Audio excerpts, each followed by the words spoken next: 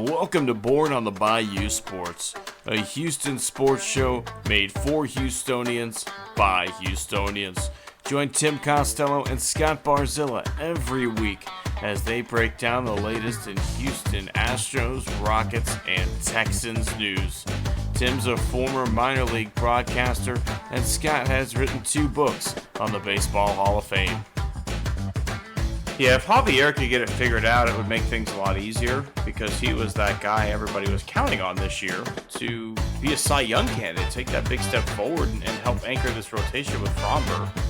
Since he's come to Houston, you can look at the development of guys like Carlos Correa defensively, Jeremy Pena defensively. I mean, you can Alex Bregman's, certainly I think a better than average third baseman. And now you're putting teams in 3rd and 8, 3rd and 7, 3rd and 9. Now here comes Will Anderson. Pin back your ears, let's go. So if you're Bayou born and bred, or just like spending time in the H, sit down, relax, and stay Houston strong.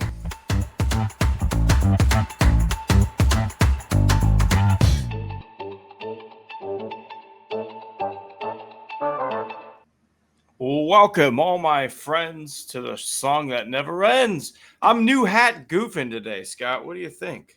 That looks like the nice H there. That is a nice hat. I was going to say, since we have presidential candidates that throw dilemmas, like would you rather die from a battery or a shark? I thought I'd throw a fun one your way. I do something with my students that I call a question of the day. And so kind of a logical conundrum. So I'm just going to start off asking a series of questions and you can answer for me as you see fit. Would you agree that Sasquatch is a mammal? I don't know that I could agree that, but for the purpose of your show prep, yes, I'll say that. With an it has hair, But all we know about squatches is that they have hair. We don't know anything else. Well, the thing is that because I noticed when we were in Alaska on our cruise, we saw signs, saying if you see Sasquatch, you do these things. And I know those signs exist in the Carolinas as well. And I don't think that could be the same Sasquatch. No. So I think there has to be more than one Sasquatch. I think there is I'm a believer that, squatches, Sasquatch, as you say, as you non-squatchers call them, Bigfoot for the real uninformed. I think that's like a species. Like I truly think there's it's an endangered species of like super ape or super monkey or whatever you want to call it, right? Whatever it is. I think that's what we're dealing with, Scott. So to open us up, is it Sasquatches? Is it Sasquatchin? Sasquatch. Sasquatch is both single and plural. Okay. So, I was reading an article online. It was clearly a tabloid. I'm just going to say this out front for everybody that's listening and watching. This is not to be taken seriously. Unfortunately, today with our satire stories, we sometimes we're not quite sure. But there was a woman who was camping in Kentucky. And she says that she was impregnated on a camping trip by Sasquatch. And so she went home and told her husband this story. Her husband is an older male, apparently infertile. And so her husband apparently bought this whole story that she was indeed impregnated by Sasquatch. And he said he was going to go find Sasquatch and give Sasquatch a piece of his mind. So my question is, if there's more than one Sasquatch, couldn't the Sasquatch just say, no, that was my cousin Larry? Absolutely. Oh, no, you're not looking for me. You're looking for Bob. Bob's a horny son of a bitch. He's out here banging all sorts of campers. This is not his first impregnation, sir. I'm sorry to let you know that this child will have a lot of half siblings. So then do you arrest that particular Bob Sasquatch? Arrest for what? Having a good time? Well, if we're assuming I'm assuming it's consensual. Well, I'm assuming that she claims it's not consensual. Technically, she committed bestiality. If we're really, unless what are the laws? What are the laws of this area on bestiality, because now we need to get into that territory, right? Like, Well, it is Kentucky town. that's fair. And so I because as they say, I don't know if you've heard this one. Do you know how that they invented the toothbrush in Kentucky? How? Anywhere else, it would be the teeth brush. That's fair. That's a good one. That's a good one. All right, Tim. So obviously we've gone through that dilemma probably as far as we want to throw that out there. But just to say that people campaigning for president aren't the only ones that can have these fruitless discussions that go nowhere. So I'm just going to start off. Real coming quick, up, Scott. Before you start off, I do want to say that people who campaign for president and then endorse our former lunatic are the only ones who abandoned dead bears in Central Park, and then we'll move on from there. That is true. That is true. And so I'd open up before we get into the meat of our talk today. So we know that Spencer Arrighetti today took a no-hitter into the 8th inning. And, he lost it. He ended up going 7 2/3, so shutout ball. So is his day a bigger deal, or Yordan Alvarez and his 3 bombs? Is that the bigger deal today? Yeah, I was thinking that myself today, Scott. I think Arrighetti's is, because I feel like a switch has gone off for him. Much like I have a new hat, the Astros may have a new potential weapon as we head towards the playoffs. And again, I'm going to remind you guys all day, I'm new hat Goofin today. New Hat Goofin. So we're going to work some references in. But much like I have my new hat, the Astros possibly have a new weapon here as we get ready for what we hope would be not as tight pennant race or even division race. Verlander hasn't been his normal self since returning from the DL or IL. I'm sorry. Ronel Blanco is definitely showing signs of fatigue. Fromber got screwed the other day. He's still been fantastic, and Kikuchi's been good. So like if you got to put together your 4 best right now, Hunter Brown's in there, Fromber's in there, and then after that we're taking a real look at what's going on. Kikuchi's going to be in there. I don't know if Ronel Blanco's pitching like one of our best 4 pitchers right now. So, it's tough to say no to Verlander, but, the way Arrighetti's throwing the baseball, he's going to make that conversation a lot harder than I think Espada thought it was going to be. But, again, he's reaching innings limit too. So, either way, long story short, big deal for Arrighetti. I think it's a sign of him realizing what it takes to get outs at the major league level, right? We've seen a big light switch moment, a month and a half ago from him, and he's been fantastic since then. But I think this was kind of like everything really been put together well for him. And just like any almost no hitter or an actual no hitter, there's plays along the way that kept it going, right? Like Dubon's play and the wall in the 7th was fantastic. That's a couple of weeks in a row, Dubon's flying into things here. So let's hope he stays healthy. Yeah, and I think they were talking about this on the radio, and I think the problem is that I can't foresee a playoff rotation without Verlander in it from the Astros perspective. If I were picking my best 4 guys, he would not be one of them. So if we assume that Hunter Brown is there, Framber Valdez is there, and JV is there, if we assume Blanco is out, it's Kikuchi. Are you going Kikuchi or Arrighetti? I'm going, maybe Arrighetti, but it depends on if King's going to be in the playoff bullpen or not, right? Because Kikuchi could be a crafty little lefty to be able to pull out of there. I don't know. He's been really good. He's been really, really good. The only problem, he's one of those pitchers that I feel like you can get to him early. And then, if he's got a quick hook on him, I think that's the way to go, because he does. When he gets exhausted, there's a different pitcher out there, right? Like he's not a guy who has that little bit extra kept in the tank for reserve like Verlander does when he's gassed, but he can still hit 97 in the 7th inning, right? Like Kikuchi's not that guy. So I think for him, a quick hook is probably necessary. If you got 4, one-run innings out of Kikuchi in a playoff game and the heart of the order's coming up in the next inning, I'd probably pull him and go for maybe like a Neris at that point. But I don't know. I think Arrighetti has definitely put himself in that conversation, right? Like it's going to be tough to. I think the only thing that keeps him out of it is the innings, like because he's so young and this is going to be the most innings he's ever thrown. I think that makes that decision maybe a tad bit easier. I think you tell him, hey, we're going to rely on you out of the bullpen. I think maybe that's an option there, but I foresee it being Kikuchi.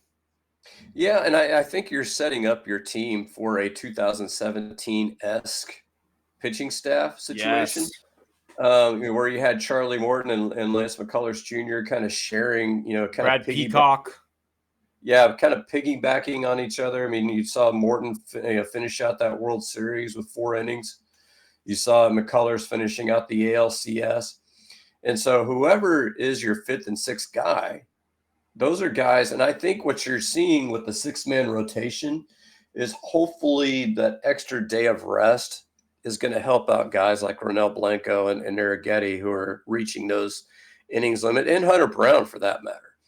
I looked at Arrighetti's numbers to this point: 124 innings, 151 strikeouts. We talked about this a little bit at the last show, but he's thrown 2 more starts since our last show. At what point do we throw him into the Rookie of the Year conversation? I mean, he definitely deserves to be in there. That those first, I guess, 6 or 7 starts really, unfortunately, maybe are taking him out of that conversation. And it sucks for him.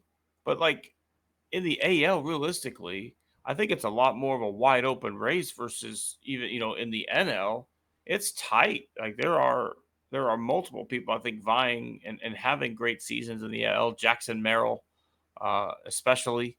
But I don't know, like who else do you think has been better?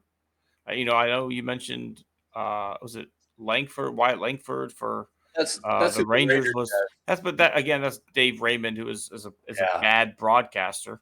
But like I don't know if there to me there hasn't been a runaway AL Rookie of the Year yet. I think Arrighetti will get some votes for sure. I don't know if he's done enough. If he would have come out of the gate like he's pitching right now.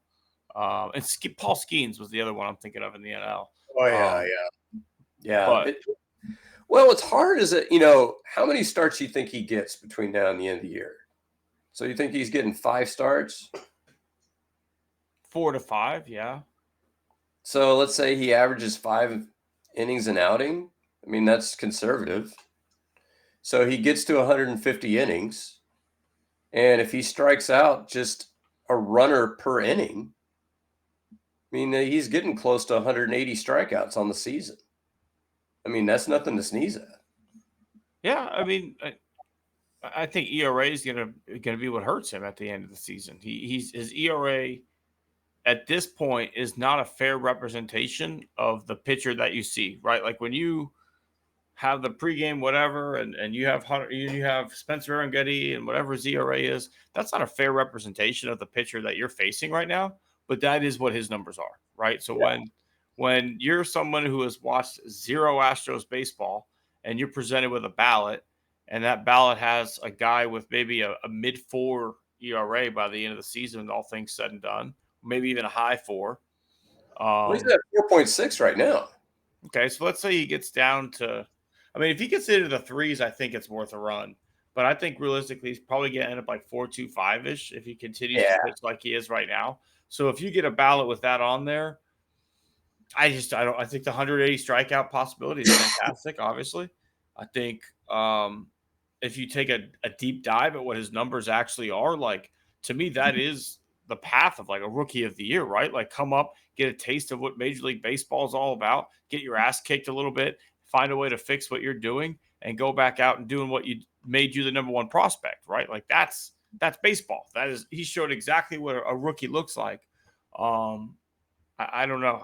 It's gonna be interesting when the voting comes out, even in the NL, because I think Skeens is so popular, but Jackson Merrill's been fantastic for Yeah. the Padres moving from shortstop to center field. Like the Padres' whole fucking team is like converted shortstops. Yeah, and the thing is, I like position players more than pitchers, particularly like for the MVP award. And so it's really hard, whenever you're comparing a Skeens, who has been the story, I think, this year from a rookie perspective. But and just looking at his numbers, the other thing that's going to hurt Arrighetti is right now he's 7-11, and so you still have those voters who are going to look at that one loss record and not realize that he had that stretch in the middle of the season where he couldn't buy a run support. I mean, we were making that joke of who does he get to punch in the junk? Yeah. And, and nobody who's, people aren't watching Astros baseball aren't going to know that.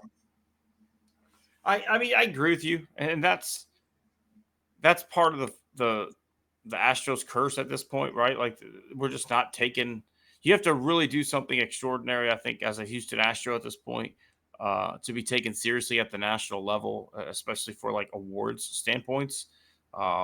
There's just always that grain of salt that like other the Astros, like it or not, right? Like it is what it is. But at the end of the day, like I just don't see, he hasn't had any pizzazz around his name all season. And that could be partly on the Astros too, right? Like if they really wanted him to be a rookie of the year candidate, the Astros have a good social media team. Like they could have done more for Spencer Arrighetti along the way, especially with the run he's been on, right? Like they could have been making a push for him on social media this whole time. Yeah, and I was going to bring this up, fold it over into our next conversation, because I think he is a really good example of this. Because apparently he is he's a stat geek of sorts. He's a guy that studies the film, and he's a guy that has been more sabermetrically minded than any of the other Astros starters. We talked about this last week, where Kikuchi's come in, not throwing the curveball anymore, and he's suddenly better. Caleb Ferguson is suddenly pitching better than he was in New York, and then. It's through 2 outings, but 2 good outings for Hector Neris. So with guys like Ben Gamble coming in this last week, with Jason Hayward, the Astros just signed him. They're going to have to make a corresponding 40-man roster move, but it looks like Chas McCormick is going down. I don't know who they're going to cut from the 40-man. We see the Astros pitching coaches, and I'm going to bring them up more later, but we see the Astros pitching coaches constantly take guys and refine them. They don't change who they are as pitchers necessarily. They just sit there and say, throw this pitch more, throw that pitch less. Is there something, do you think, in general, can you look at a hitter and make one refinement you think that might unlock a particular hitter, or are hitters just who they are and you kind of have to deal with it? I think coaches would like to think that they can make that refinement, right? Like I'm going to use a Hall of Fame player as an example, because I think every coach in the world that when this player was at bat told this specific right-handed hitter, they're going to throw you an outside low and away slider with 2 strikes. And every time that it happened, Craig Biggio, Hall of Famer, could not lay off the fucking low and away slider way off the plate, right? Everybody and their mother knew that pitch was coming. And yet there is no amount of coaching in the world that took that swing and miss out of play, right? So I think simply because hitting is reactionary, it's so much harder to change who a hitter is. I think Altuve is a great example of maybe you can harness analytics in a certain way. Like Altuve's best seasons, you saw him, try and work counts and look to drive pitches on certain parts of the zone. Like he was given stats that say, hey, you handle this part of the plate better than other parts. So early in counts, Altuve would let pitches go by in his MVP year in 2017, looking to find a pitch he could do damage with. But then all of a sudden, in the last couple of years, we've seen him shift back into that guy who's willing to swing at everything and turns into a miniature Vlad Guerrero where he's hitting balls off his shoe tops into right field for a base hit. And that's fun and all, but that's not the MVP Jose Altuve. So I feel like with pitchers, it's easier because you can literally look and say, hey, they're hammering your curveball, stop throwing the curveball, versus for a hitter, you can say, hey, you are god awful against the slider. You've got to be better against the slider. But everybody else knows you're terrible against the slider, so they're going to keep throwing you sliders, right? So I think it's something with hitters. It's much harder to change in season. I think it's something you've got to work at off season, spring training, stuff like that to add that element to your game. Versus a pitcher, it can literally be as simple as hitters are just demolishing your curveball. We're going to stop throwing that curveball.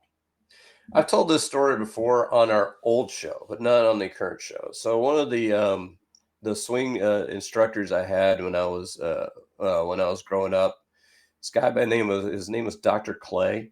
He actually had a PhD in sports psychology, and so one of the things he taught me was that in sports psychology, you are able to concentrate on two things and only two things at one time. And so his idea is that you have to have one swing thought, and then your other thought has to be the target. So that's what he said. And so what I'm wondering is obviously you can't give a guy a list of 5 or 6 things. But, one of the things I end up screaming at the radio when I'm by myself is stop swinging at the first fucking pitch.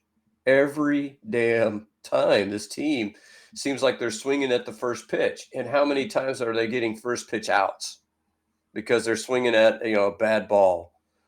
And it's like, could you just tell a guy, because you've seen the Moneyball movie, Scott Hatteberg never swung at a first pitch.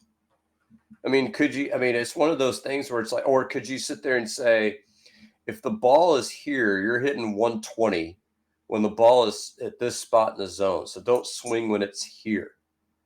You're free to swing anywhere else. Just don't swing when it's here. I'm wondering if that's something that's possible. Yeah, it's possible. All of it's possible to say those things. But again, you are reacting to the pitcher and you've got such little time. It's really hard to do that. Like, it is really, really hard, especially mid-season. I think there are the best hitters can be shown that data and say, hey, this part of the zone you don't handle well. This part of the zone you rake. Don't swing on anything high and outside unless you have 2 strikes. Like, yeah, sure, that's fantastic. I agree with you. The Astros swing at way too many first pitches. But if you live in a world where you get one good pitch per bat, typically, if you're Yordan, you get one hittable pitch, and it just so happens to come on the first one. Do you want Yordan to let that middle fastball go by so he can maybe get something else later in the count? Or was that the only hittable pitch that Yordan gets? And, 3-2 count, he strikes out looking on something low and away.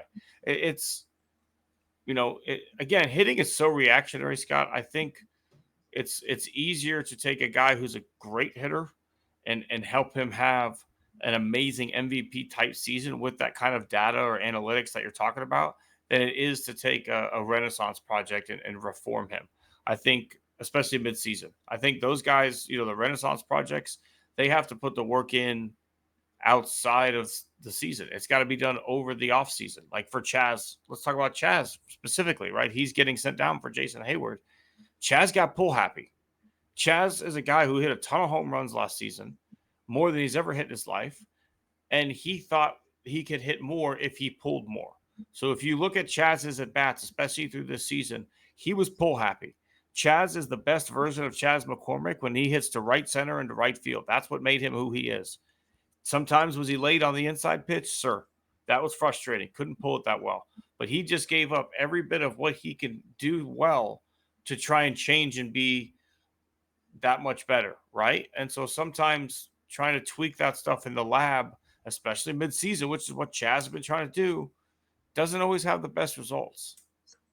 So, moving on, we started last week talking about the article I wrote for Crawfish Boxes that had three things. And last week we talked about the injury thing. And so I'm, right now talking about the hitting thing.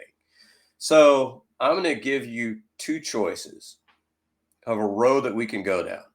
So we're talking off season. We're not talking August 28th. Talking off season. Would you rather see this team go out, hire the very best hitting coaches you could find?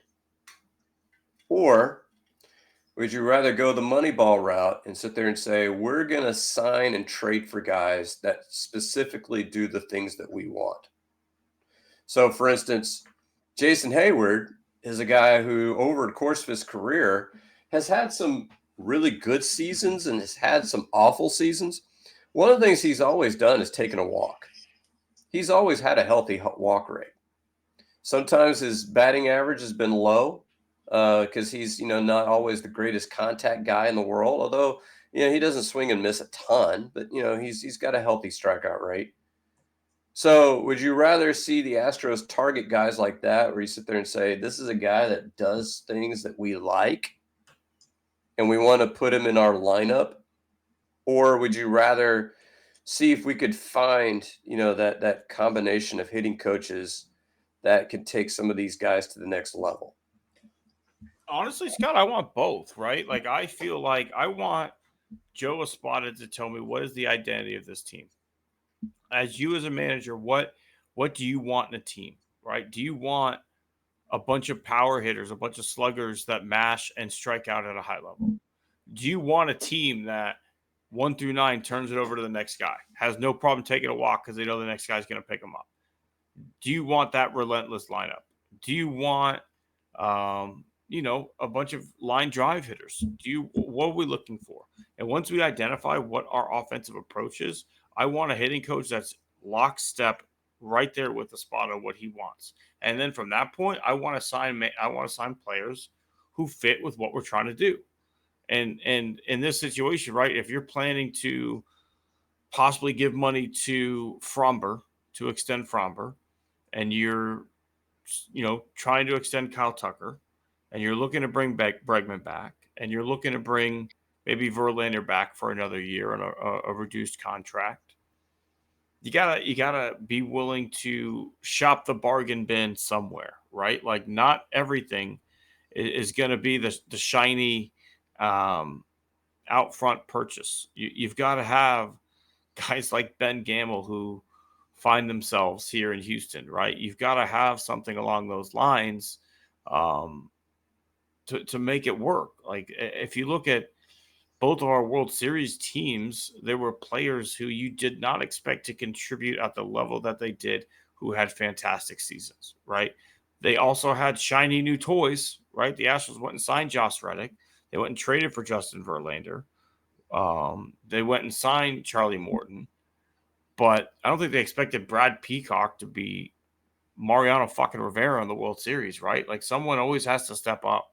So I think you've got to find that guy who fits with what you're trying to do, who maybe hasn't been properly utilized, or maybe, you and I were talking before the show, Hayward's got some tough luck this year. So maybe a guy like that who didn't have a great year, but you look at the batting average on balls in play, you look at the exit velocity, you look at the hard hit percentage, things of that nature, and say, like, this guy swung the stick well. He just had a shit luck year. I bet he could be something again for us here. Let's try and get him in here, and let's hope for that. So, I think it's going to be a little bit of a combination of both. Yeah, I tend to agree. And the thing is that, when you looked at that, you mentioned some guys. Charlie Morton wasn't a big money guy when they signed him, because he was a guy that I think in the season before he came to Houston had thrown like 5 innings. I think he had been hurt that year. And so it's going to take, some signing. And this is the question I asked you in text. So I'm going to give you 2 options here. Would you rather A, sign like a Carlos Santana type and have him play first base, knowing that he's got a little bit of pop? He's not going to hit for a high average, but he's going to walk a ton. Would you rather do that, or would you rather move Yainer Diaz to first and see if Victor Caratini could be a full-time catcher for you. I mean, at this point, I like the idea of Caratini catching. I mean, I don't know. I thought Yiner's called some good games. Um, you've seen the turnaround in Fromber. You mentioned his defensive numbers aren't as good as maybe the eyeball test would lead you to believe, but I specifically want to look at the numbers that he and Fromber have together since they started working together again, and Fromber's looking like the Fromber of old. So I like the idea of maybe platooning, getting a left-handed hitting first baseman and Yiner and maybe going more of a split 50-50 where maybe Caratini catches more. If Caratini catches 100 games and Yiner catches 60 and plays first base another, 100 games as well, I think that's more what I'm looking for. And even if those guys just switch off first base and catching, I'm okay with that. And you could do the lefty righty split there, give a guy a day off. Hey, this guy likes to work with Yiner. He'll be behind the dish. Caratini will be playing first base. I don't know what it is because, again, I don't know, Scott, the last 2 or 3 years, the first base market has not been very good.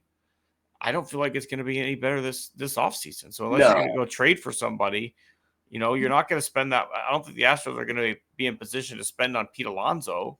Like, who no, are no. you going to go get? If you're going to get a guy, you're going to get a guy who's going to be a league average hitter.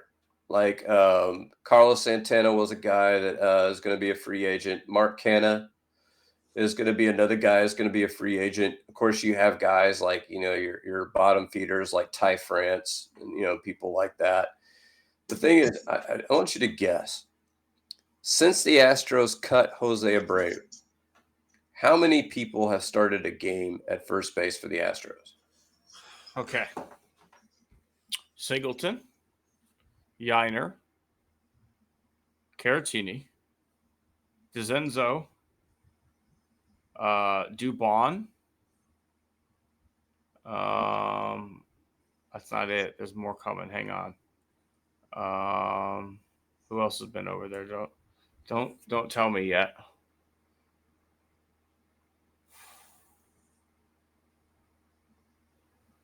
I don't know who I'm missing.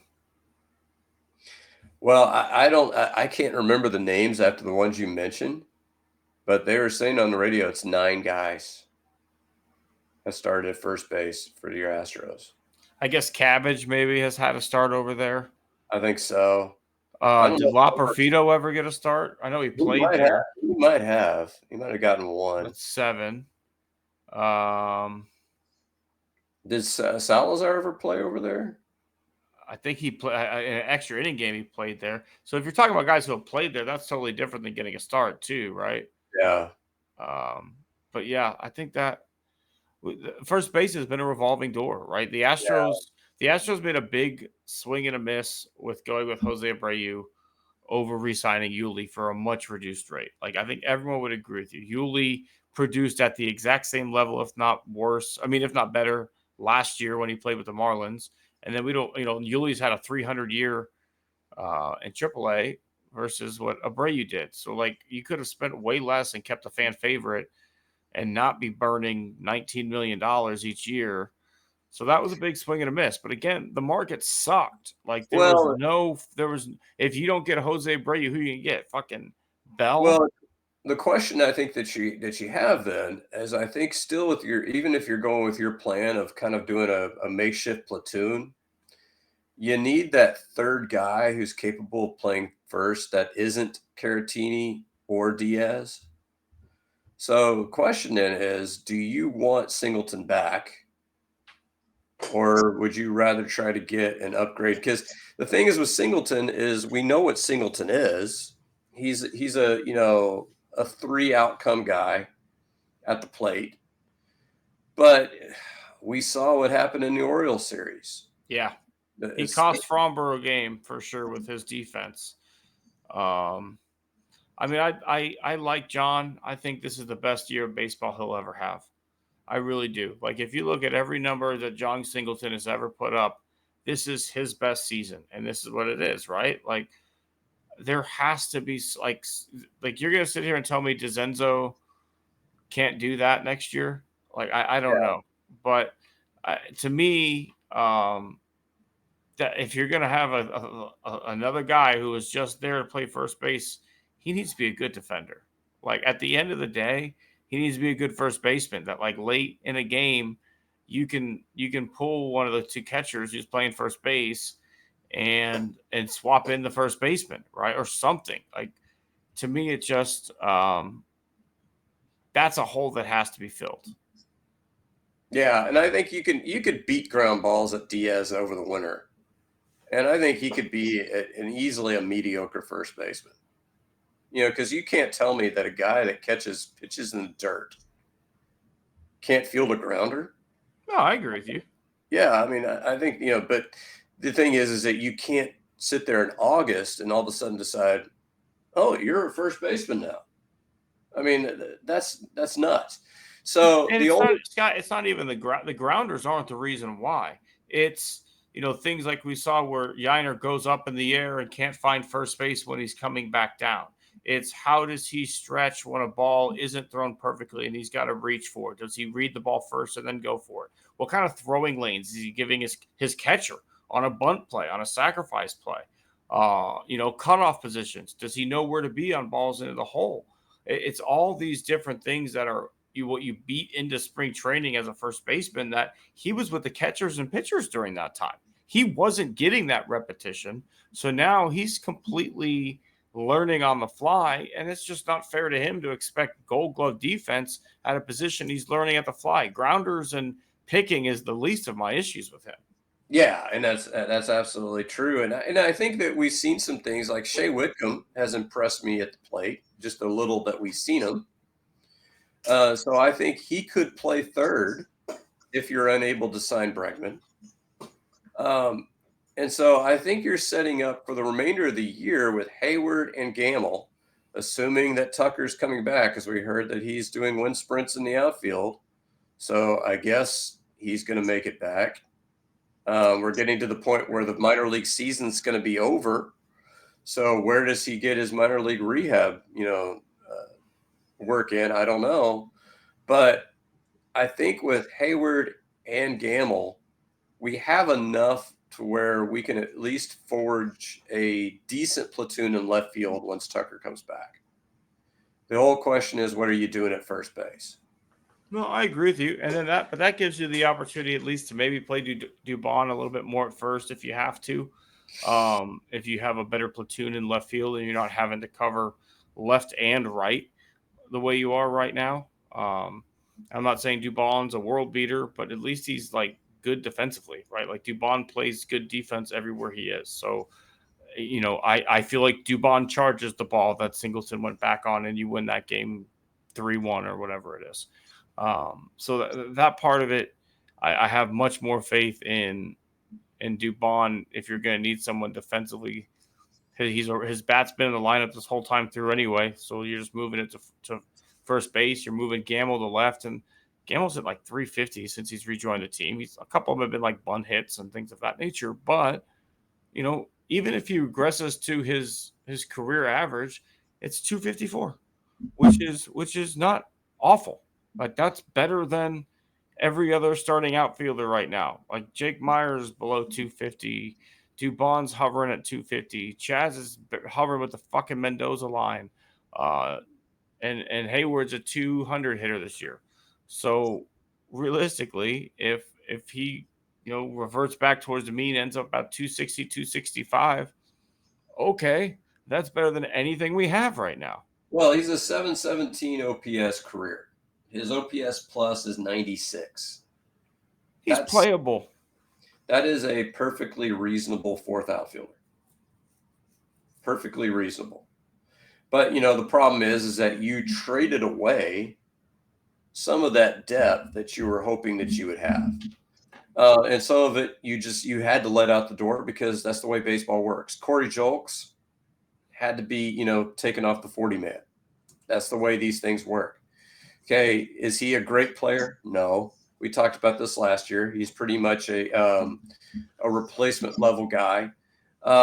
So, I mean, really, so when I was looking at this and I emailed Tim, and I'll get his comments when he comes back in, but basically, there's a list of guys who do the kinds of things that you want that you can get in the offseason. And I think the key is that what you want as many league average players that you can get. And league average players shouldn't cost you that much money. And like, as Tim said, you're not going to be able to afford stars if you're looking at a contract for Fromber, if you're looking at an extension for Tucker, if you're looking at a contract for Bregman.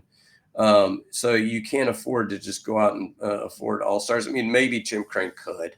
We don't know how much money he's making off of Space City Network. We don't know how much money they're making in baseball. Never shares revenues, unfortunately. But it is also one of those things that we're still looking at a 3.5 game lead. We're looking at a 3.5 game lead. And, so if we assume we hold on to that, you're looking at another October. You're looking at another postseason run. You're looking at more, shirts that, get sold in the academy, more hats, with the playoff emblems on them. You're talking about all that stuff.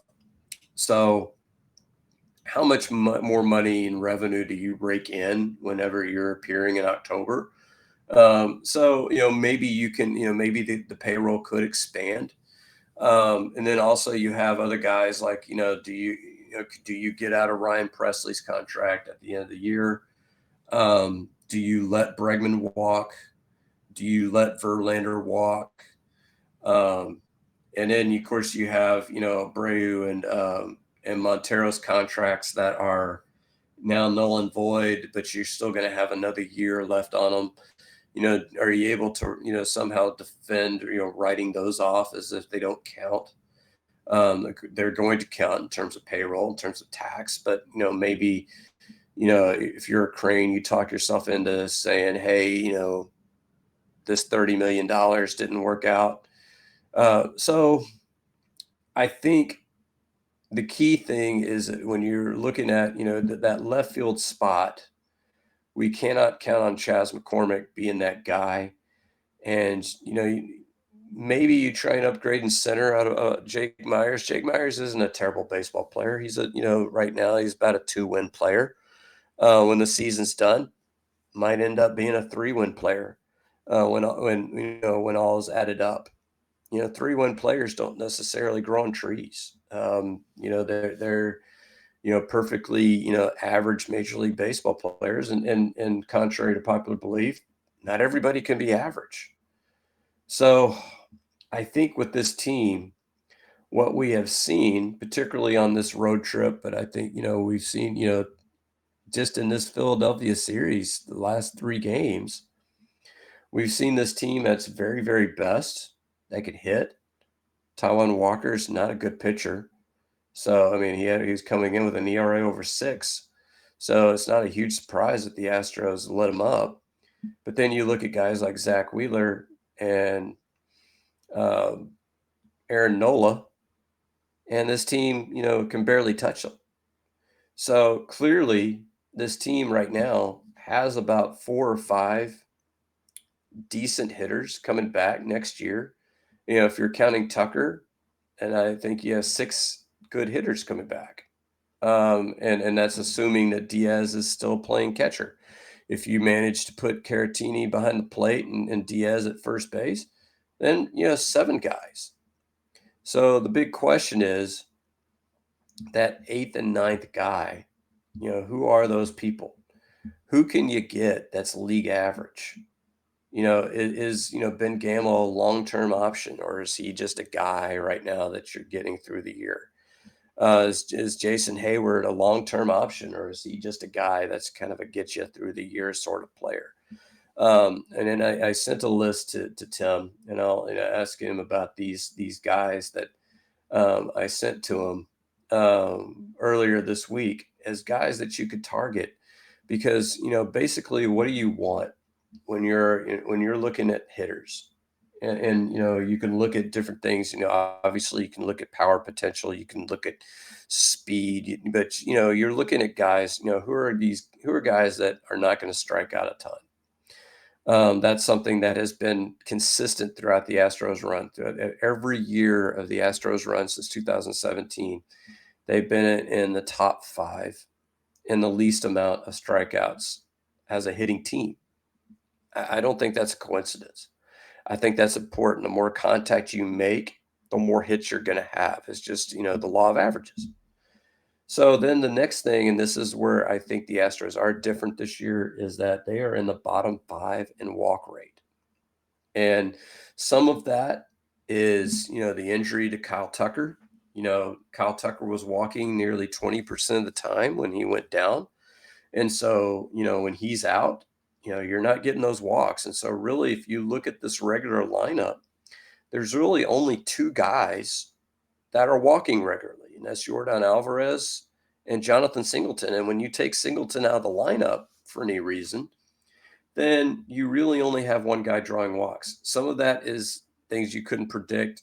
Alex Bregman's walk rate has dropped by 100%. I mean, he's cut it in half from what his regular career rate is. But if you're going to let him walk, then you're going to be a team that has right now returning. Yordan and Tucker are your only patient hitters that you have in this lineup that you have returning to their positions. Now, if you play Caratini more, Caratini will draw a few walks, but not a ton. So it becomes important that whenever you're scouring, the landscape, that you look for guys that have a healthy walk rate. And one of the things that I love to do when I'm looking for guys is I like, particularly if I'm looking for cheaper guys, I want guys with those lower BABIPs because they're good bounce back candidates. And so Hayward to me is intriguing because his BABIP right now is 224 on the 2024 season. Okay, last year's BABIP was up around 280, 290. He's actually hitting a higher percentage of balls harder this year than he did last year. His hard hit ball percentage is around 44%. It was about 38% last year. And then this year, his exit velocity's up. So as I was talking, Tim, as I was talking to the folks, I sent you an email earlier this week. I don't know if you had a chance to take a look at it. Were there any of those guys that I put in that email that intrigue you? Geez, put me on the spot here, Scott. I did look at that email. You'd have to remind me who was on the list, though. Well, a lot of it was like Carlos Santana at first base. You had guys like in the outfield like Max Kepler. Trying to think who else I had in the outfield. But basically, what I tried to find, I think Springer maybe one. Yeah, Springer was one that I was interested in. What I'm looking for, Springer is a guy that intrigues me along the same lines as Jason Hayward. He's a guy, if you look at his BABIP this season, his BABIP's been terrible. But he's still, his K rate, is higher maybe than you'd like, but it's not considerably higher than his career average. And his walk rate is still pretty good. So the question is he a guy that could go up to 280 in BABIP from where he is? And suddenly, does that turn a guy that's hitting 220 into a guy that's hitting 250 or 260 with a healthy walk rate? Yeah, I mean, that'd be interesting. I don't even know if he wants to come back here. I'm pretty sure he has a full trade clause. Yeah, it's a trade. I mean, but I think he has say in where he goes too, right? So I don't know if we have the ability to go get him if he says, I don't want to go back to Houston. Been there, done that. But also, he and the guys are all still friends. So we shall see. But Scott, let's move it on down from downtown to Kirby Drive off 59 there. And let's have some Texans talk. Texans' final 53-man roster is out. I guess first question, is there anything or anyone that was cut that maybe surprised you? I don't know if I'd say surprised. I would say disappointed. My big disappointment was Jawar Jordan. And I think what my big disappointment is that, and who knows, this is in a state of flux. So one thing I want to caution people is that this team is not opening up football games until after Labor Day. So the Sunday after Labor Day is their opener. So could they possibly trade DamienPierce, between now and then? I think it's possible. But Jawar Jordan being cut, I think, was disappointing. I know you were going to be disappointed in Case Keenum's Texas playing career coming to an end, where he was put on IR for the full season, basically redshirted. I like that move a lot. I think there's definitely, it's noticeable when he's on the field. He's slow, man. Like, he don't got it anymore. But I like that they're keeping him around in that fashion for CJ Stroud, right? Like, I think he's a valuable person to have on the sidelines for CJ and to have in the meeting rooms and to have throughout the season in the building. So I love that use of the IR for Keenum. Let him get his money, because you and I think both are in agreement that this is Bobby Slowick's last, as long as things go well, this is Bobby Slowick's last year in Houston, right? He's probably head coach somewhere next year, which means that quarterback coach Gerard Johnson most likely moves up to offensive coordinator. And then I think Case Keenum slides into quarterback coach next year. I like that move. And one thing that did surprise me is it didn't surprise me that they cut gunslinger Tim Boyle. Oh, he was terrible. But I'm surprised that we don't have a quarterback on the practice squad.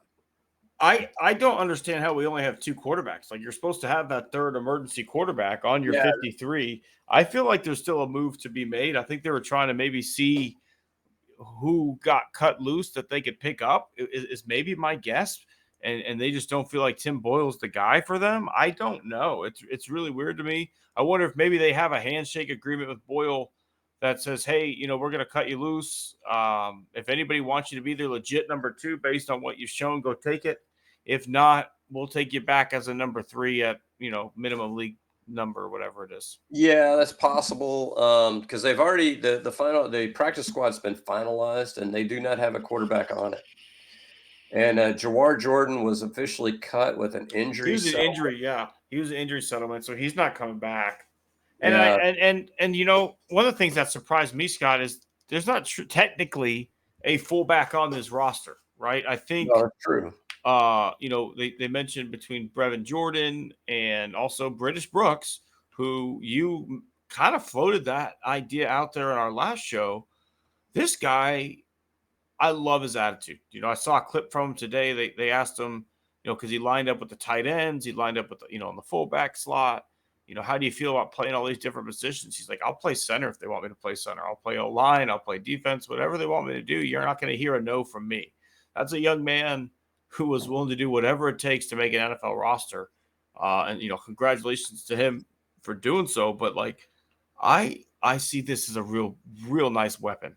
I know the Texans have a crap ton of running backs, but this could be a Mike Allstott type of guy where you have that size speed combination. You can line him up in a single back formation. You can line him up as the fullback in an I formation.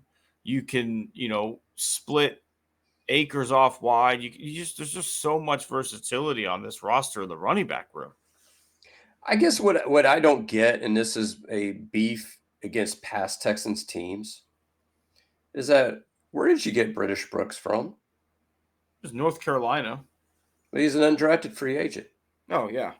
Why 3 years ago, where we have the most expensive running back room in the NFL, and you have guys like David Johnson, and who were those cast of characters? I'm trying to remember. Ingram, Lindsey. Yeah, I mean, it's just all these guys that couldn't play anymore. And Rex Burkhead ended up being the best of the bunch, if that's not the saddest commentary I've ever heard. Why not just sit there and do what they did this season, where you draft a guy in the 6th or 7th round, you bring in 2 or 3 undrafted free agents, And you had one that made the team, and you have one that's on the practice squad that are undrafted free agents. Yeah, I never understood that either. I mean, I still remember my reaction to the David Johnson trade because at first it didn't say it was for Hopkins. So I was like, okay, this is an interesting move. Maybe he can have a renaissance. And then like 5 minutes later, it came out that it was for Hopkins. I was like, are you fucking kidding me? So that move was terrible. Mark Ingram, like, okay, maybe like veteran, bring a little, veteran presence to a young team. Like, okay, Philip Lindsay was kind of one of those distressed assets that you'd previously talked about with the Astros that like, hey, he's shown his flashes before. Maybe he's still got something left in the tank. Burkhead made no sense. That was like, hey, Patriot, Texan. Okay, come on down. Like that one made no sense to me. But I agree with you. Like in today's NFL, it does not make sense if you're not going to be a good football team to go spend big on running backs. Like, and even then, like, it's tough to do. Like, yes, the Texans got Mixon, but like there are certain times I feel like where you do need that difference maker, and then you can fill out with the other guys. But like when you're going to be a bad football team, be a bad football team. Yeah, well, and what kills me is the Rams had a guy playing for them, and I don't know if you can know this kid's story, Zach Evans. Was that the one from SMU? No, he Okay. went from SMU. Oh, that was Zach Stacy. Yeah, no, Zach Evans was initially a TCU recruit. Okay. And so he played, for TCU, but Gary Patterson did not use him correctly. Like he would give him like maybe 10 carries a game. And the guy would dominate. He'd get like 5-6 yards a carry. But they purposefully limited his carries because they didn't want to overwork him, quote unquote. So he got pissed off. He left and went to Ole Miss. Went there 1 year, gained like 1,300 yards, even though they had more than one good running back. He was a 5-star recruit coming out of high school. I don't even think he got drafted by the Rams. I think he was an undrafted free agent. So you get guys like this all the time because basically what happened with British Brooks is apparently North Carolina has an all-world tailback that they wanted to give carries to in place of Brooks. So it's almost like, you remember how DamienPierce hardly had any carries at Florida? Yeah. It's almost the same kind of deal. Now, that one to me is the negative surprise is I thought Pierce was going to be gone. I really did. And maybe they trade him. Maybe they find a taker for him. But I just don't see his place on this football team. I mean, I think Cam Akers is your backup tailback. I think British Brooks is probably a better running back at this point than Pierce. And Ogbuawale is more of a special teams guy, but he looked better than Pierce did. Yeah, no, I agree with you. And there's something to be said for having those fresh legs, right? Look at Gurley in college, overused, run out of the NFL pretty early. Or even, the guy Lattimore, who was supposed to be amazing at South Carolina, who gets run into the ground and his knees get torn up. So, Arian Foster was kind of underutilized in college too and went undrafted, and just the right back found the right offense, right? That's what it takes a lot of times is, all these running backs, for the most part, they're fast, they're quick, they can do things, but you need to be in an offense that suits your skill set. And that's what we're dealing with DamienPierce right now, right? He was fine in Lovie Smith's style of, smash mouth football, if that's what you want to call it, where you're just running straight downhill and getting what you can. But in a, zone offense where it's a read and a one cut, that's not his game plan. That's not his style. This is more smooth running, quick change of direction, less putting your head down and getting 3 yards and more patience, waiting for the hole to open up, hugging your offensive lineman through the hole and then exploding. To go back and watch some of that Arian Foster footage where he would, just a hug on a pulling guard and crease his way through a hole. He fit that offense, and he didn't have the miles on his legs, so he was able to get fed the rock 250 times a season. Those guys they're valuable, Scott, because they're not that expensive. You get them for cheap. They've got few miles on them, right? Like, I don't know about you. Like, I don't buy a lot of new cars. If I'm going to buy a car, I'm looking for a great used vehicle with a lot of, with low miles, maybe something that like an old person kept in their garage for a while and drove to the store in the senior citizen center, and that's it. That's what you're looking for in a college running back, right? Like, the top brand name guys are nice, but at the end of the day, the guy who ran for 1,300 yards at San Jose State, who runs a 4.2940 and no one really knows about, is pretty nice too. Yeah, the only other one that surprised me, I don't know what your feelings were on this. I was surprised to see Noah Brown get cut. I thought that they were going to do like a injury, IR with, maybe in season, ability to come back, but they just cut ties with him. So, and then of course they kept Robert Woods, which was another one that was another surprise. So I think what they did with the wide receiver room was another bit of a surprise. That one was interesting as well, Scott. I don't disagree with you, especially considering they re-signed him in the offseason, with some amount of guaranteed money. It wasn't a ton, but, he's going to get some money for his time in camp. I wonder there if maybe there was just a professional understanding of like, look, we could put you on IR, but like, we just don't think even when you are healthy again, there's going to be a spot for you. We think you got outplayed. Why don't we go ahead and cut you loose now, give you a chance to find a team, give you a chance to play now, right? I think that may be what's going on there. I don't know what Woods does in the locker room to be able to keep his job, right? Like, maybe he is super helpful to these young players, and we just don't know. Maybe he's with Metchie, maybe he's with Hutchinson and helping them. That has to be it, right? Because I don't get it. Like, there's not much I feel like he's going to bring to the table this year. Like, you've got your top three, Tank Dell, Collins, and Diggs. Then I've got Hutchinson, and I've got Metchie, who both look pretty good in the preseason.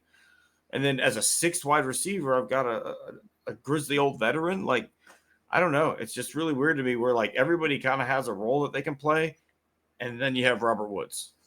Yeah, I want to hear, maybe a documentary later on. Maybe not 30, 30 for 30, maybe like a 5 for 5. Yeah, just a quick 5-minute quick hitter. What does Diggs do off the field? Like, what's he doing behind the scenes? Because Woods. Well, no, I'm talking about Diggs because I heard stories about him working with Tank Dell and with Nico Collins on stuff. Because you're mentioning Robert Woods as the Grizzly veteran. Diggs is a veteran. So why do you need two? Unless Diggs is not doing anything to help the other wide receivers. But I feel like he is. Like, he is out there hosting those camps and stuff like that. So I don't know. Like, I guess it'd be nice to follow him around, but like, I feel like he's been a good teammate since he's been here from what's been shown to us. I don't know. A 5 for 5 on Robert Woods. Yeah, that'd be good. Just a quick hitter. Let's talk about the other side of the football. Lonnie Johnson not making the team. King doesn't make the team. Are there any surprises there for you, Scott? Desmond King's a guy that, and I think it's more Jalen Petrie's role on the team has gotten to Desmond King. And this team has enough return guys where Desmond King's role as a returner, like everybody's going to look at the fact that he muffed a punt in the last preseason game. I think the reason he's not on this team is because he didn't have a defensive role anymore. You have, Petrie playing that role. You have a backup for him. I can't remember his name. Eric Murray, maybe? No, it wasn't Eric Murray. Eric Murray, I think, is going to be more of a traditional safety. But I think you like what Kalen Bullock is bringing. And so I think he's going to be a starter from day one. So, if you have a fifth DB in there, it's Petrie. So what do you need King for? Lonnie Johnson, to me, when they re-signed him, I was more like, okay. See, I thought he was going to play more of the role that, like, as a backup to Petrie. I thought that was going to be what Lonnie Johnson was there to do. I know he's not a great cover guy, but him in that in the box safety role, I thought was an interesting place for him. Yeah, I just think he's one of those guys. You talked about the running backs, finding a system. He's a guy that's had talent, but never found a system that fit him. Well, he was drafted as a corner. I don't think he's a corner, right? I think he's a safety. Then they moved him to safety, and that really didn't work. And then they kept moving him back and forth. And it's almost like he was the defense's Titus Howard, where we're going to play you at guard. Okay, we draft you as a tackle, but whatever. I think the offensive line I think is shaping up to be at least on paper is going to be good. Christian Harris to me is a big disappointment. That's scary. I'm wondering if we're not going to see a linebacker signed on waivers, because that linebacker room is looking kind of puny right now. Yeah, you're expecting a lot from 2020 to come in and have a good season. Cashman needs to have a big year, and then Al-Shaair, I think is how you say that. Originally from San Francisco, but was with the Titans last year. So, you got those 3 linebackers with 4 down linemen. Cashman's gone. Cashman is gone. Okay, you're right. So, yeah, now you're down a linebacker. So we'll see. If they had Cashman, I'd feel okay because Cashman, actually led your team in tackles last year. But, I think I like Shaair. I think Shaair is an upgrade over Cashman.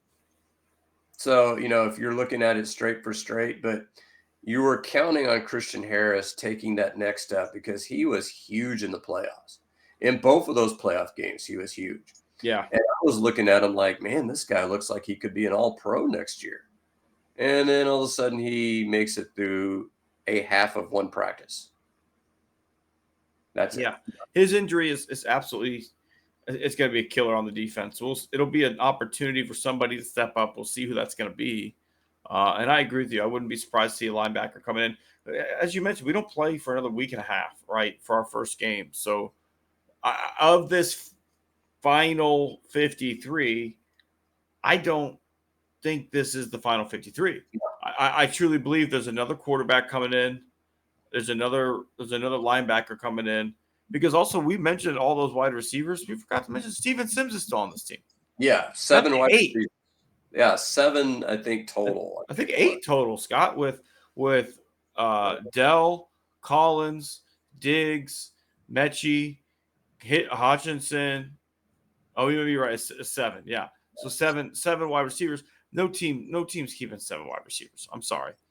So maybe that's where Woods gets knocked off is in favor of another linebacker or for the quarterback that's going to bring in as a third quarterback. I don't know. Well, and one of the things that I was wondering was you had the Rams had a linebacker. Yeah. They allowed to go look at the trade market. But he wants to be extended too. And I don't think we can afford him. Well, you wonder if there's a guy like that where you could sit there and say, hey, do you need a DamienPierce? Or, hey, do you need a Robert Woods?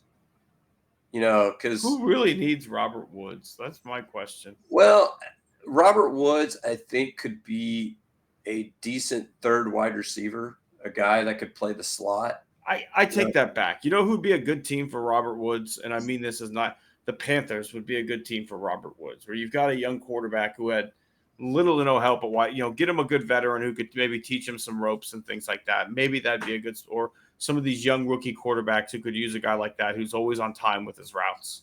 Maybe that's what they do.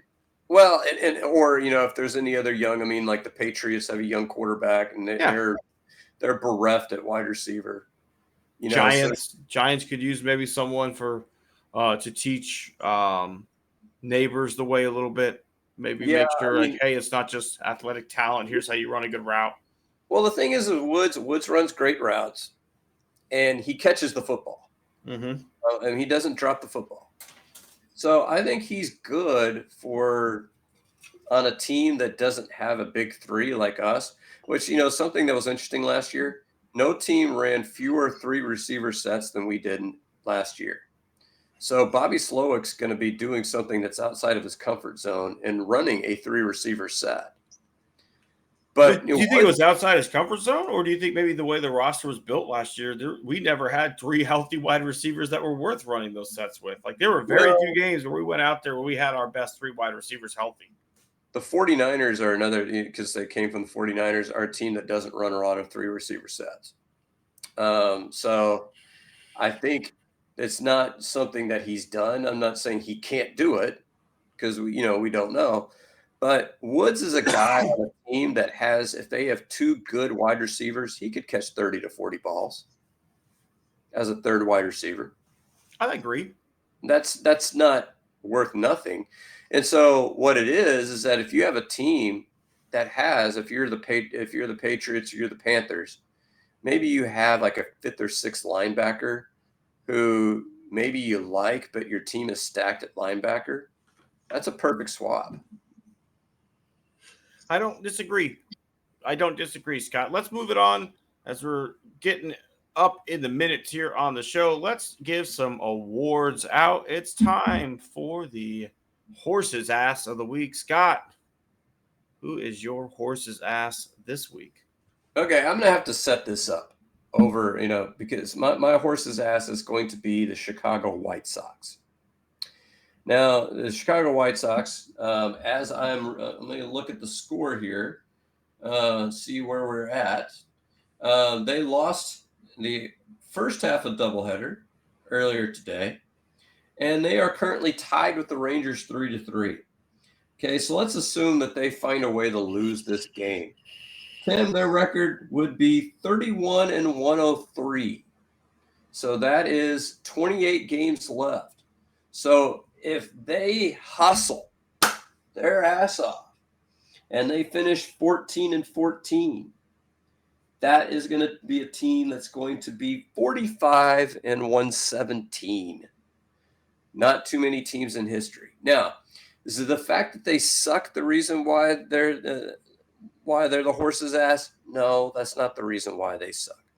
The reason why they suck is because they sacked their manager early in August. Who did they hire, Tim? Grady Sizemore. Grady Sizemore is a player that both of you and I liked, when he was playing. He's a guy he's a fairly young. He's a lot of these teams like former players as managers. So he's a guy that's fairly young, can relate to players, maybe has a managerial future. But here's the problem. Is he getting the job next year? Probably not. I mean, I don't think he's done anything to make you. I mean, maybe we'll get an interview, but it's not like he locked himself the job up for how this team has finished the year. So I'll give you a couple of examples here from more local Astros history here. What was your fondest memory of Brad Mills? The day he got fired? Well, and exactly. So what has he done since then? He's been a bench coach, I think, again. But he's never getting another interview. But see, the thing is about Brad Mills is that I don't know how good of a manager Brad Mills really could have been, because those are shit teams. I don't know how good of a manager Grady Sizemore can be, because this is an absolute shit team. And so what are you going to do? You're going to have a guy that his only thing that he can put on his resume is, yeah, I was manager of the White Sox when they set the record for most losses in a season since the Cleveland Spiders. I mean, that's I think the Sizemore one's even maybe a little bit more unfair, Scott, because like Brad Mills, I think it was pretty clear, like this guy was never really going to get his shot. Like he was Francona's bench coach, had been for a long time. No one really gave him an opportunity. I think him and Francona finally had a conversation, and he said, like, hey, man, this is probably your only opportunity you're going to get. If you want to manage, you should probably take it. Where with Grady Sizemore, why would you take that job? I guess that's my question. If someone calls you and says, hey, we want to offer you this, why would you go, fuck yeah, let's go? So you're going with Lou, is basically Brad Mills your Lou Brown? I think it's more like Jake Taylor, who's like, Tolbert, is that you? You could at least said you're the fucking Yankees. So, the other guy, of course, in Houston history, Bo Porter. What's your fondest memory of Bo Porter? I actually have one where I was there to interview Josh Fields, and he started yelling at Lucas Harrell because he wasn't like warming up with the rest of the team the way he was supposed to. And then Lucas Harrell came over to defend himself, saying that he was actually watching tape with Doug Brocail, and that's why he was not there in the warm-up line with the rest of the team. That is my favorite Bo Porter moment, not knowing where your player is. Yeah, to me, he came to talk to our Sabre group, and I loved him. And he could have been a good manager in other situations. I likened him to Terry Collins with charm. I don't know if you're familiar with Terry Collins. More as a broadcaster than I am as a manager.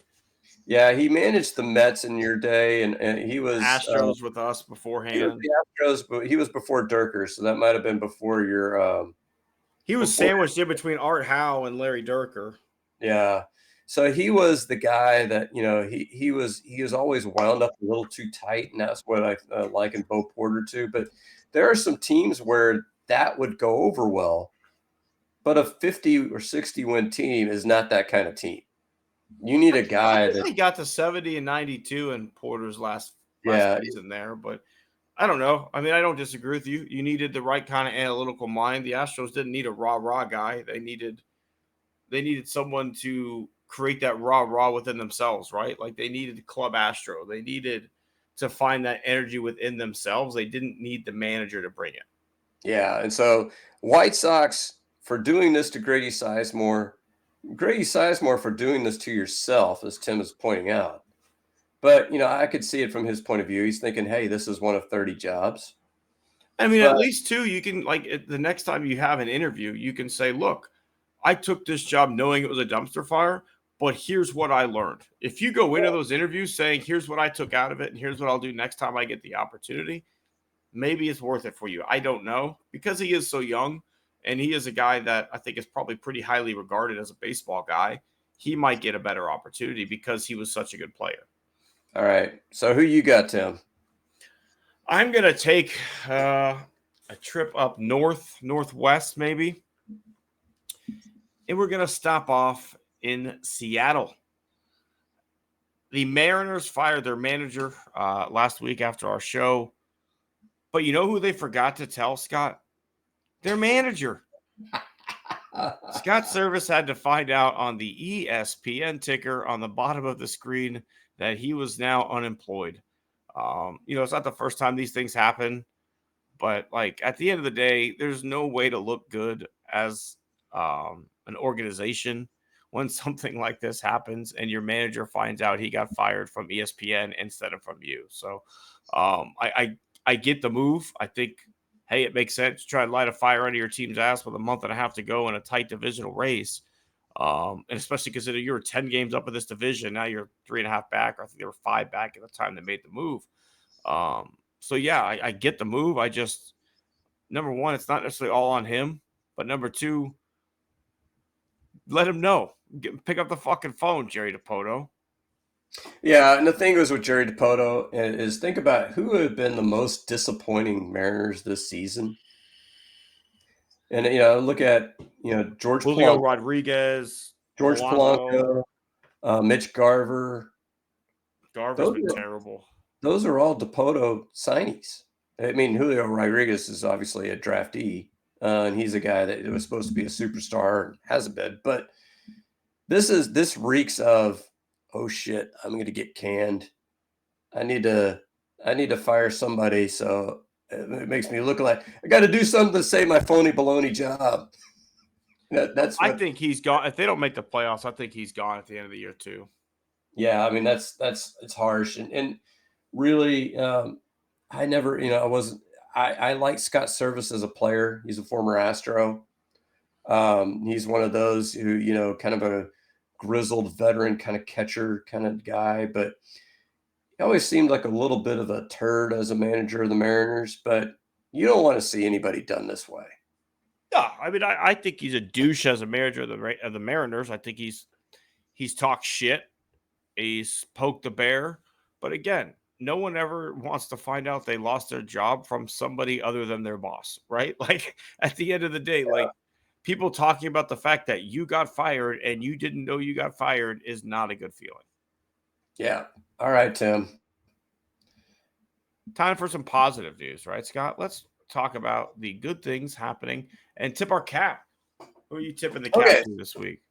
So I'm going to tip my cap, well, primarily to the person who holds the title. Josh Miller is officially your Houston Astros pitching coach, but this is a team effort. This is a team that employs more than one pitching coach. This is a team that employs an entire department of decision scientists. That was what they call them. And think about what this team has been through this year, Tim. And think about coming into the season, what was our biggest concern? Coming into the season? Yeah. I guess starting pitching. Well, starting pitching, I mean, Bullpen. This was bullpen was the biggest concern is look at what happened this last week. Okay, you saw this team pick up Hector Neris. You saw this team, obviously they had to make some moves. So think about who you sent down in order to bring Caleb Ort back to the big leagues, who, let's, by the way, make a stop here. Caleb Ort, raise your hand if you'd heard of him before the season. I can't do it. So he's got an ERA of about $1.50. So you sent down Seth Martinez and Sean Dubin, who have been some pretty damn good relief pitchers this year. Seth Martinez's ERA is around 3. Sean Dubin's ERA is around 4, but he got off to a rough start and he's been pitching a whole lot better, recently. So you picked up Caleb Ferguson, whose ERA was around 5 in New York. His ERA in Houston's about 3. You picked up, obviously, Kikuchi, we talked about earlier, whose ERA was nearing 5 in Toronto. His ERA in Houston is around 3. And so it's high time that we start looking at what do all of these stories have in common. To me, Astros what they have pitching coaches. Astros pitching coaches and decision scientists. And we talked about this earlier. This is basically where they went to Kikuchi and said, hey, stop throwing the curveball. It's killing you. Stop throwing it. Throw the changeup more.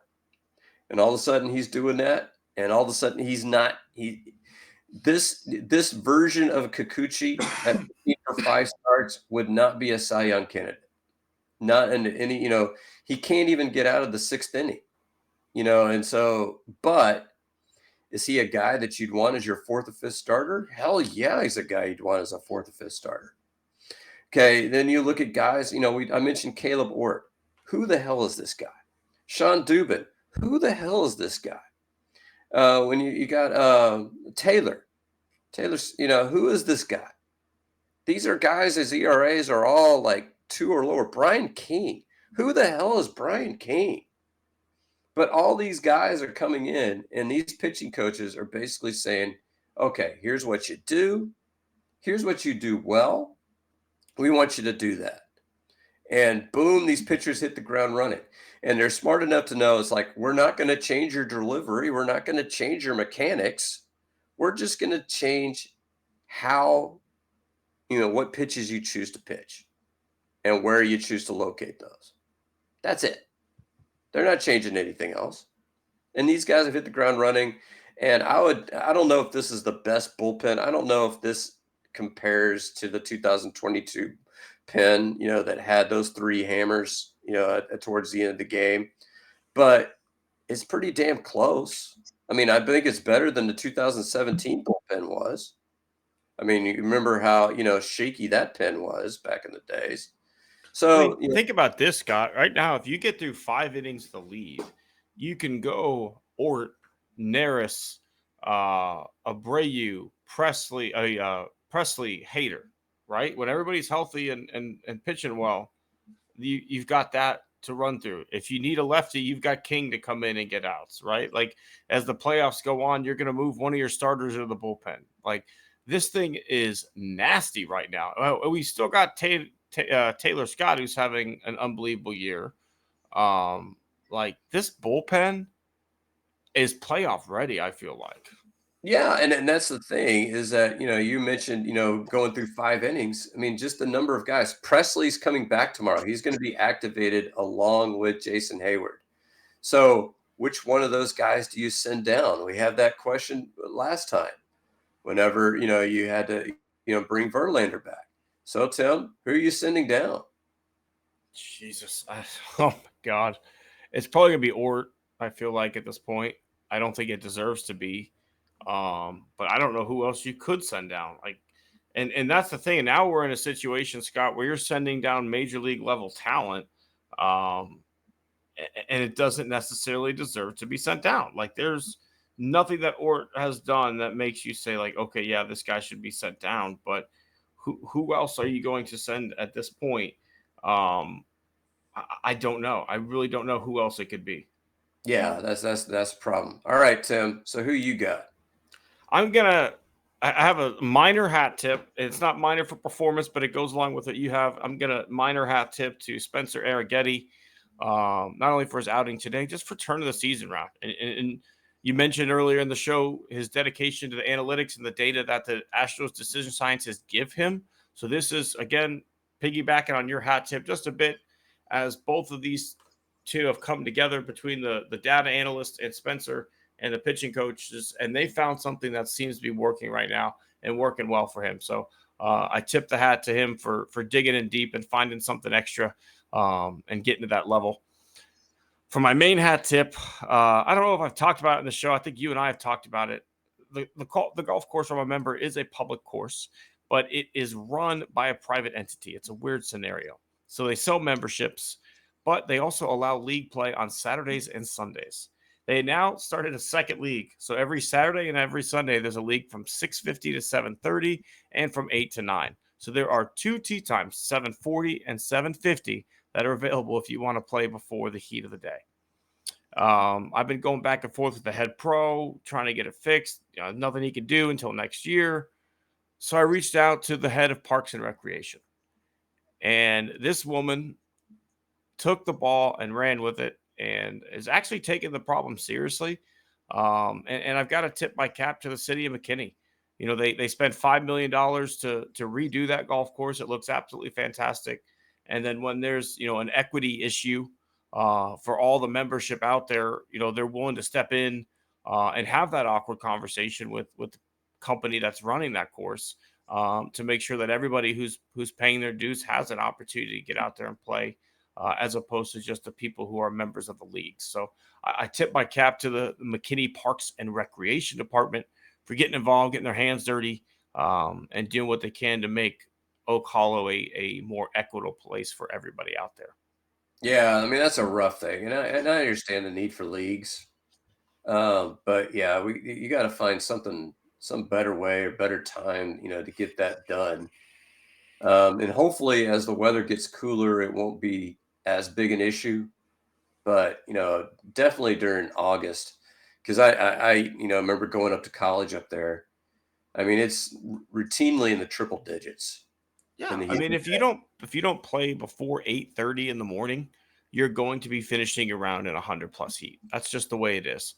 I like to get out before 7:30, and unfortunately, I lost those tee times. And at that point, I was like, hey, I pay my dues just like everybody else. I follow the procedure. These people are not. They just create a league so that way they can have their tee time set every week for them, and they don't have to deal with waiting till midnight to book a tee time. So. Again, I tip my cap to the city of McKinney's Park and Recreation Department for willing to get involved and try and make the situation better. All right, Tim. It's that time, Scott. It's time. Someone or something has offended us, and it's time that they be recognized as scumbags of the week. Scott, who's in your crosshairs this week? It's been a little bit of a slow week here, Tim. And so I did send you a funny tweet. And so I'm going to have to a minor scumbag. I'm going to go with satire because we just can't know it's satire anymore. Do you remember the Stevie Wonder tweet that I sent to you? I did. Yeah, that was good. And there's that 10% where you're just like, is it fake though? I don't know. But here's where, and I got that tweet. Where did I get that tweet? I got it off Facebook. And so my scumbag is Facebook. And here's why. AI is such a big deal now. I would say like half the ads that I get are for diabetes. Why am I getting diabetes ads, Tim? I can tell you exactly why, Scott, because I am work for a company that uses data to target you for those diabetes ads. Yeah, exactly. But here's my problem with Facebook, right? I have no problem with getting. Sometimes I've wanted to play jokes on them and like make a bunch of posts that I have gigantism, and see if like I could get like ads, kind of or maybe I have celiac disease, or you just make up a weird disease to see if I would get ads for that. But they tell you on Facebook, you can customize your experience. If you go in and delete post, they will take a record of it and they'll go like, oh, we don't think you need to see those posts anymore. So what I've done over the last several weeks is every time I see a conservative asshole who I count as a friend post something on Facebook, I delete it. I don't respond. I don't necessarily, now sometimes I snooze them, but I don't even do that. I just delete the post. And I keep doing that. But you know what I keep seeing, Tim? Is I keep seeing conservative posts. So that tells me that this whole idea that we're going to customize your experience and we're going to give you the timeline that you want is all bullshit. And that's kind of and it's, I guess it's Mark Zuckerberg thinking, maybe they think that they're going to create more content if I get pissed off and get into a fight with somebody who's one of my friends. It's kind of the same thing when you and I post something and then people come into our wall and they start arguing with us. It's like, well, if you don't like it, don't read it. Well, I'm actually actively trying to do that, Tim. I'm actively trying to sit there and say, I don't want to read this shit anymore. But Facebook isn't letting me.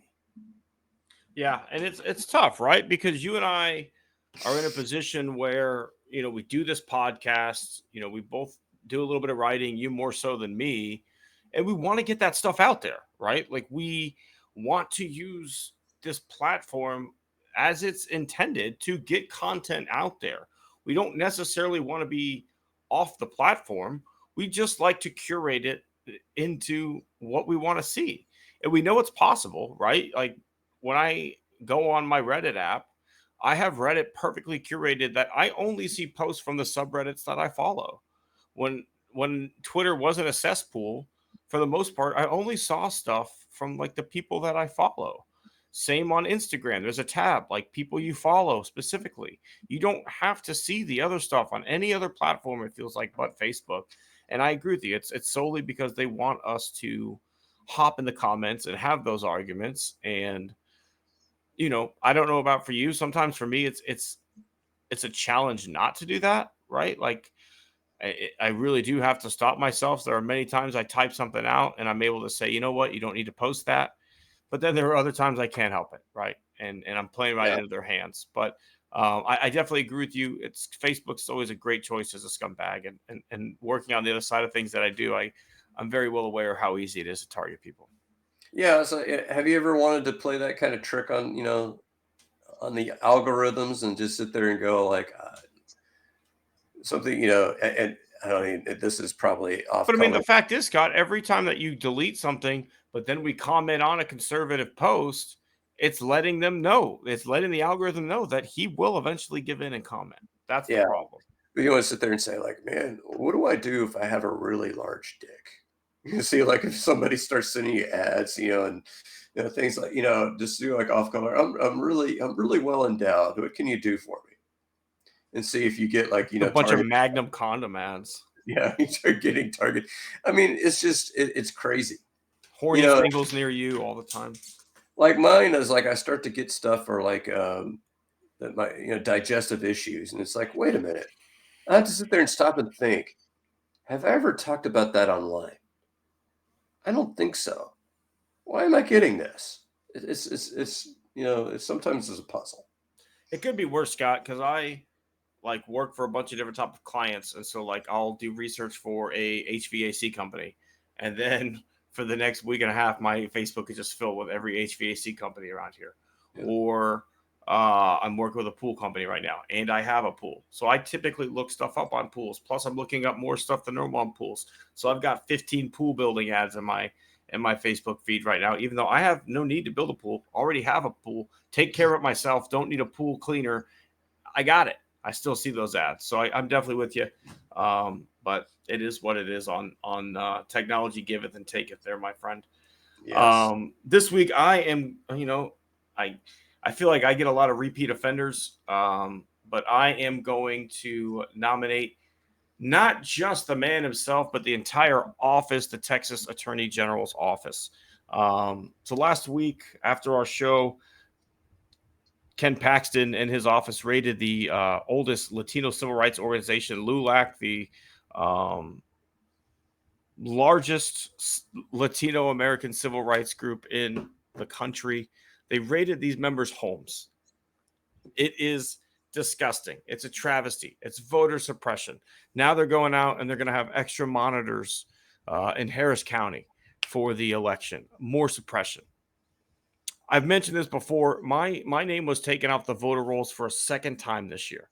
There is a program that they have right now going through eliminating mostly Democrats from the voter rolls. I called the Attorney General's office to report that. They thanked me for my passion, but told me that it's not a crime. But it's okay to raid people's fucking homes in an attempt to intimidate them and to intimidate voters, but you removing my name as a tax-paying, land-owning, legal citizen. There is no point in America's history where I would not get a chance to vote. And I don't mean this in any sort of racist term, but I am a white land-owning male. There's no way I shouldn't get to fucking vote. That's been the rule since day one in this place. And they try to take that fucking right from me. And yet somehow that's not breaking the law. Fuck you, man. Of course, are they going to tell you that they're taking you off the roll? No, they didn't say anything. I just know that Texas fucks around, and I check my voter registration status once a month. Exactly. And my favorite is that they have a registration website, but have you seen this? Yeah, it fills everything out and then only lets you print it. It doesn't actually, but it acts like you've submitted it, even though in actuality, it just, and every other aspect of that website lets you do stuff online. Ken Paxton also ruled that it's against the law to set up voter registration tables at DPS offices. Why? I don't know. There are certain states in this country that automatically sign you up to vote when you register for a driver's license, and it's up to you to opt out. In Texas, it's so hard to register to vote compared to other states. Why don't we want our people to vote? It's almost as if they won't vote for you. My dream, Tim, is if we can get this Substack thing going and we can actually get subscriptions. My dream is to use some of that money to buy special Letterman jackets for Ken Paxton, Greg Abbott, and Ted Cruz. You could call it the 5-time scumbag club. Because I think they've been scumbags at least 5 times in the history. I don't know if I wanted to spend on the full jacket, but maybe like the 1950s Letterman sweater, right? Like we could get him a nice little sweat, like a little cardigan. Yeah. Well, of course we wouldn't give it to him. We would just have it on display, Oh, okay. I thought we were gonna present this to them. We could present. We could sit there and say on camera, "This is for you." We need a mannequin, and we can put it on the mannequin and be like, "This one was for you, Ted. This one was for you, Ken." And then a third mannequin in a wheelchair. This one's for you, Greg. Because it's like that SNL sketch where they're like the 5-time host. I mean, that's where these guys are. They're such frequent scumbags. It's like to me, I'm trying to remember what it is. I think it's irony. So when you got taught irony in high school English, probably the example they used was a fire chief being arrested for arson. Would that be ironic? It would be. So, how about the number one law enforcement officer in your state being indicted and is indicted every day that he's been attorney general? Isn't it ironic? Don't you think? Unlike the things in Alanis Morissette's song, Isn't It Ironic? That actually is ironic. It All right, is. Scott. That is all we have for you. And just like Alanis Morissette, coincidentally, this show is wrapping up again. Alanis, those are all coincidences. They were not irony. But that's going to be it for you here this week. It's been a fun week of new Hat Goofin as we had a chance to talk about the Texans' final 53 and the Astros getting playoff ready. But we appreciate everybody who joined us. Scott, what do you got coming down the pipe sports-wise and on thoughts from a native Texan? We're obviously going to be commenting on this 53-man roster. And, we're covering every time, somebody, gets picked up on waivers. That blog is covering it. So, come and see us for coverage. And then I'm probably going to do a piece on this hitting conversation that we had here this evening because I think it deserves to be repeated. Fantastic. And don't forget to check out Tim's Mind Cannon on thoughts from a native Texan. I'll have a piece coming out tonight that I'm going to put the finishing touches on here this evening. But that's going to do it for us here. If you haven't liked the show on Facebook, please do so. If you haven't subscribed on YouTube, pound that subscribe button. And please do follow us on Apple Podcasts. Make sure you get the word out about Born on the Bayou Sports. But we will see everybody next week. We appreciate you for making us part of your week.